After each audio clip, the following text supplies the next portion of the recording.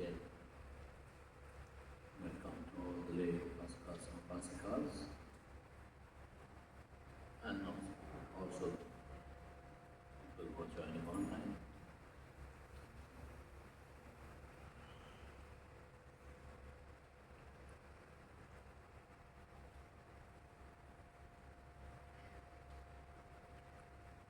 As you have come and practiced meditation here today,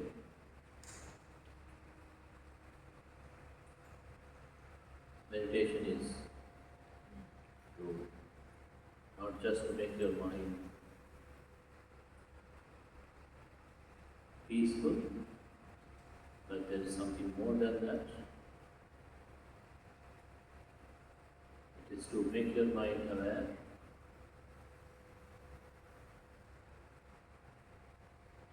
aware of everything that you are experiencing. It is to develop that high level of awareness which is free from liking and disliking, which we call the right mindfulness.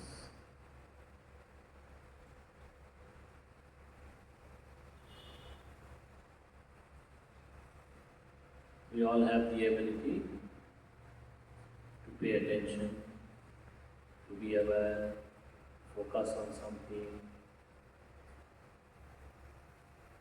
But then our ability is always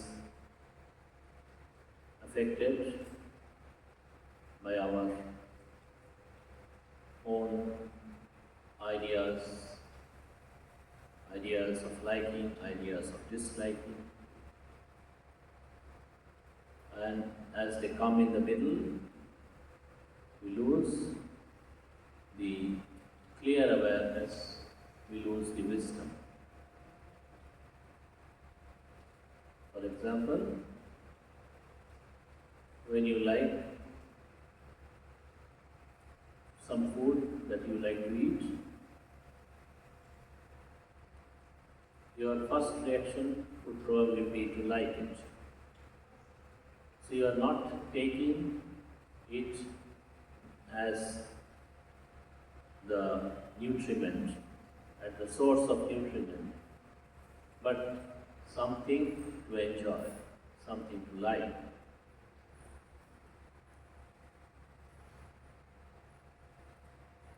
So automatically your mind will not understand what is the necessity of having food to be healthy, to be free from sickness, to be free from disease, to maintain the body properly. Then when people are obsessed with the greed about eating certain things, then they lose their mind. Then they want to eat those things more. They don't want to eat something else. And then they have hundreds of different likings and dislikings, and end up being unhealthy.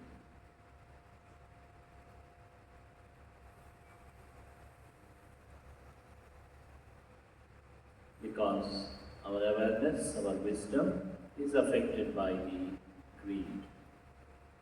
Similarly, when you don't like somebody or something, then it is affected. It need not be outside. Sometimes you don't like your own thoughts, your own feelings.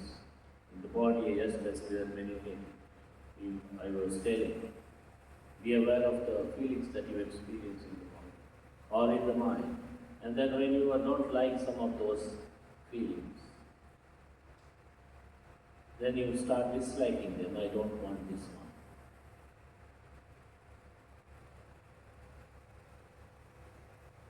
So the mind is always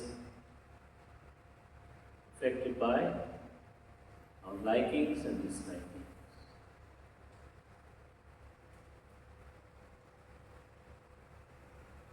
And this type of, and then when we focus with liking, focus with disliking, something that we greed or aversion, then automatically our wisdom, our awareness is not clear. First, Thing is, I want this, I don't want this, I like this, I don't like this. Then our wisdom is not clear, awareness is not clear. So then we don't know what is right for us, what is wrong for us, what is suitable, what is unsuitable.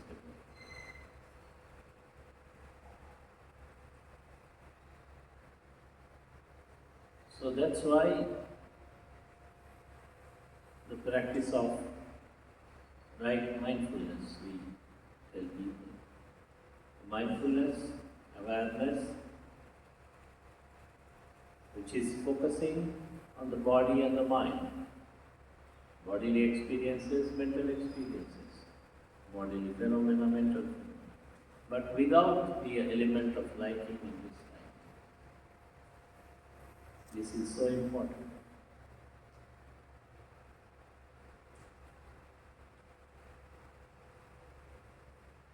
Because if we have this element of liking and disliking coming in the middle, then we have no chance to develop the wisdom, right wisdom. If you see, like somebody asks you, how do you experience the world? What will your answer be? How do you experience the world?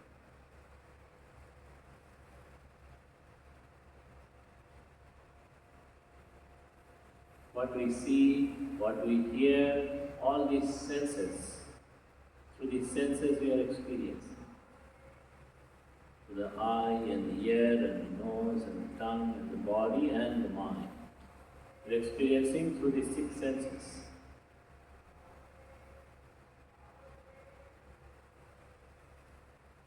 That's all we experience. Even when you are meditating, you are not thinking about outside things, or you are not looking at other things, or you are avoiding the sounds outside. But your mind is still busy with the mental thoughts and feelings in the mind. Awareness is still busy there. So your whole experience is with the 6 senses and their objects. Eye, to see visible things. Ear, to get the sound like this.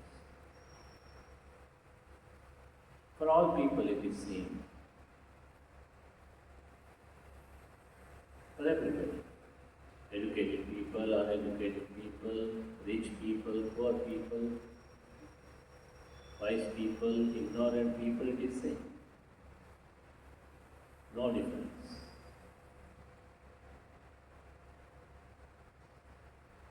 So when you see something with the eye and then you like, oh, this one is nice, I want this.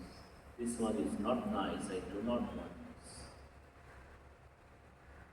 That very moment your mind either is afflicted by craving or aversion. Similarly, with all sense experiences, all sensory experiences, including our own thoughts and feelings or whatever mental phenomena that we experience.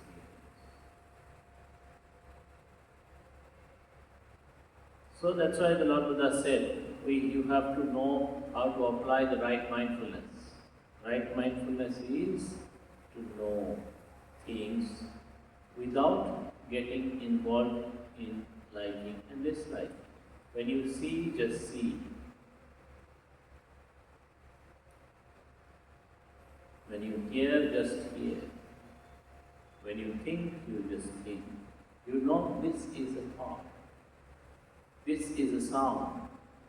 This is a visible thing. This is a smell. This one I like, this one I don't like, this is my favorite. I hate this. It's not like this. So, this is the training of the mind to develop the right understanding, to develop the wisdom. And this is something that most people don't understand. They don't do. That's why there is no escape from suffering. When you like something, anything that you like, you want to get it. Whether you are able to get it or not is a different thing. You try to get it, you make effort to get it, you whatever way possible. And before, when you are trying to get, your mind is not very peaceful, not at ease. Oh, I want this is good, I want this like this. And then if you are able to get it, then you want to keep it. Oh, this is good, I want to keep it. And then when it changes, then you are again unhappy. Oh, this is not, should not change, I don't want to lose it. So everybody goes through these phases, trying to obtain something, and after obtaining, trying to keep it, and when they see the nature of change, trying to avoid the change. But this is how things are. Things come and then they go. So, whatever we experience with our eye, ear, nose, tongue, body, mind, they just come and go. None of these things are really something that you can keep with you all the time, unchanged.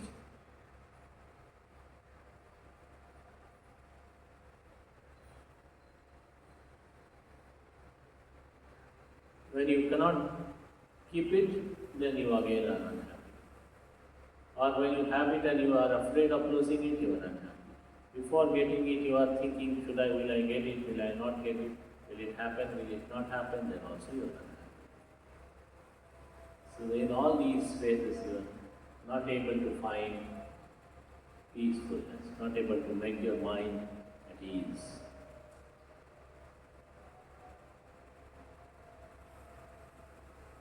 But then when you train yourself with the right mindfulness, when you see this is a visible thing, this is a sound, this is a thought.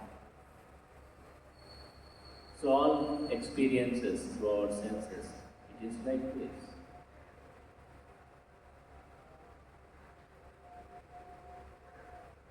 So that's why the training of mind with the right mindfulness, in Pali we call sammasati, right mindfulness. It's so important. It allows us to see. When you see without liking and disliking, then you know something special. What do you know? You know things are just things. Visible things, sound, smell, taste, touch, thoughts, feelings are just things.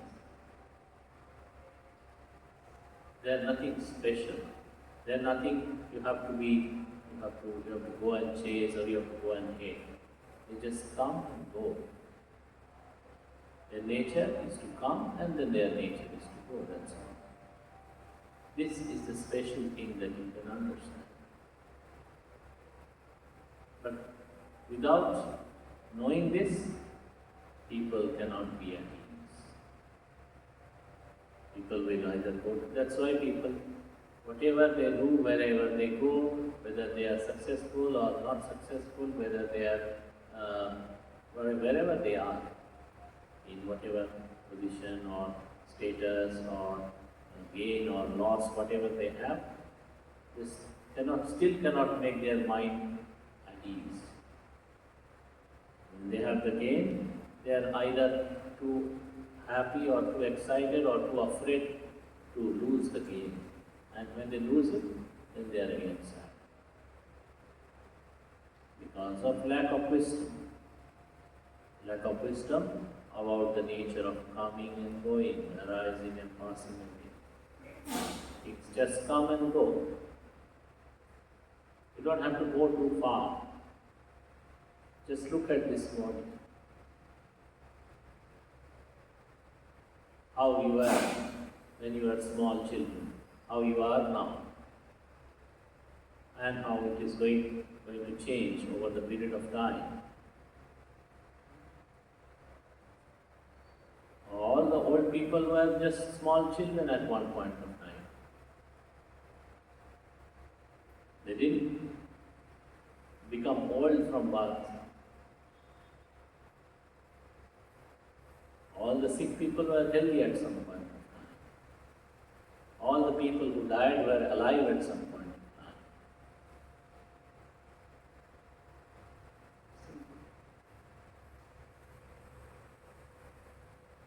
So if you look at this body, for example, how it is changing, how it was, how it is, how it is changing, how it is. For example, you eat food. And you eat, your stomach is full, you say, okay, now I am not hungry. And then after a few hours, again you feel full. So, all the bodily experiences that you have are inherently impermanent, changing. So with your mind, changing. You don't have to go too far to see this.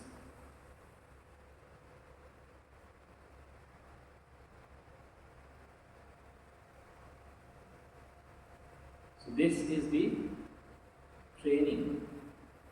Train the mind to be stable, to be stable and to be able to see things as they really are. Then it will see. It will see what is changing as changing. It will not think, oh, other people will die, I will not die. Other people will fall sick, I will not fall sick. Other people will grow old, I will not grow old. You do not think like this. It happens with other people, but it will not happen to you. Then all these thoughts will not come. You will know.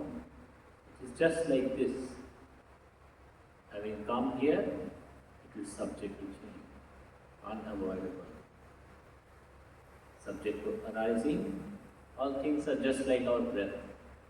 When you breathe in and breathe out, you breathe in, breath goes inside. It stays inside the body for a few moments, and then you breathe out, breath goes out.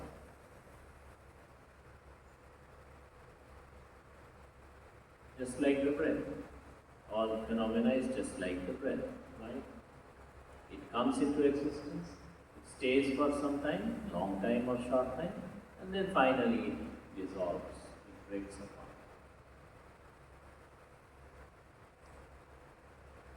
So if you know the breath correctly, for example, then you know.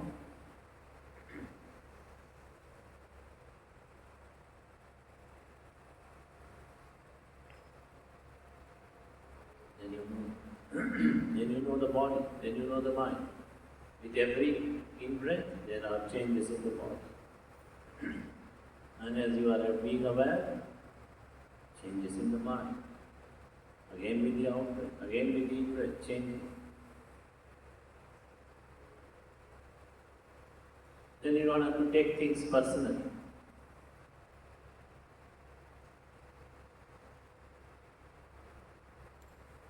When you are healthy, you take it personally, I have good health.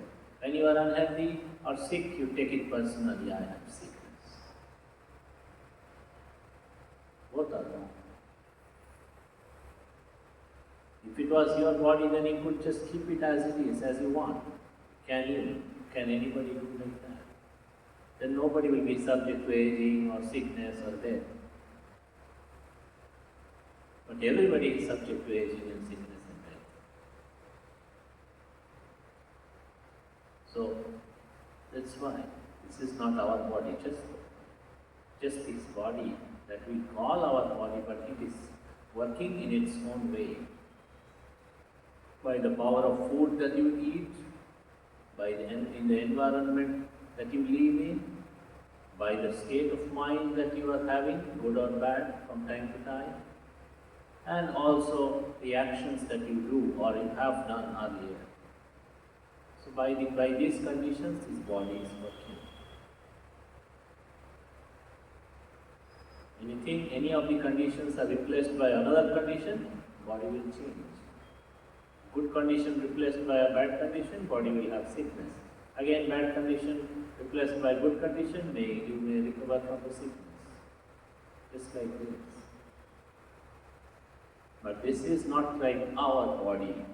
If it is your body, like you are sitting, after some time, you have the same posture, you try to sit, your body will pain, you have to change the posture. If it is your body, you can just keep it like that 1 hour, 2 hours, 24 hours, 48 hours, 1 week, 1 month, without moving. It will not pain. but it does stay. Simply because of this, it's not really ours. We are not the owners. Just that body and mind stay together because of the actions that we have performed, because of the rebirth that we have obtained here right now. That's why they are staying together. But that's not really ours. They're just conditioned phenomenon, process, mental process, bodily process. Then you don't have to take things so personally. People call you good, you take it personally. People call you bad, you take personally. People praise you, you take personally. People blame you, you take personally. You don't have to take it like that. You can manage easily without too much of distress, without too much of suffering.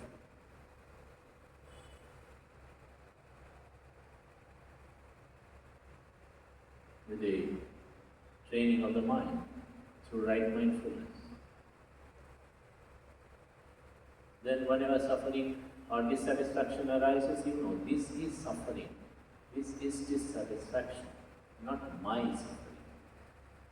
That also you don't have to take personally. Body is there, discomfort will come. Mind is there, mind will change, sometimes pleasant, sometimes unpleasant, sometimes desirable, sometimes undesirable. You don't have to like suffer too much. Oh, my mind has so much suffering. Oh, my body has so much suffering. You don't have to suffer so much. Then you know a way out of suffering, even for a short time, temporary or short-term freedom from suffering. Maybe not long term, but if you train like this, you will also find a long-term freedom, permanent freedom from suffering. When your wisdom is complete, then you will find perfect freedom from suffering. But at least you can work on the short-term resolutions, day to day, not to suffer. Only two things, Lord Buddha said, only two things. Whatever, he gave 84,000 discourses, but then he said, the main reason to give all these 84,000 discourses is to teach these two things. That there is suffering and there is a way out of suffering.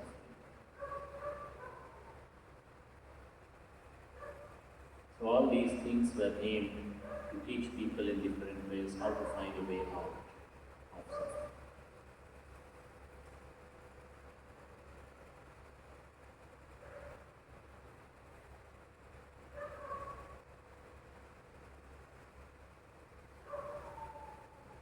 So this much we offer to you as our gift for your contemplation, for your understanding, wisdom and practice.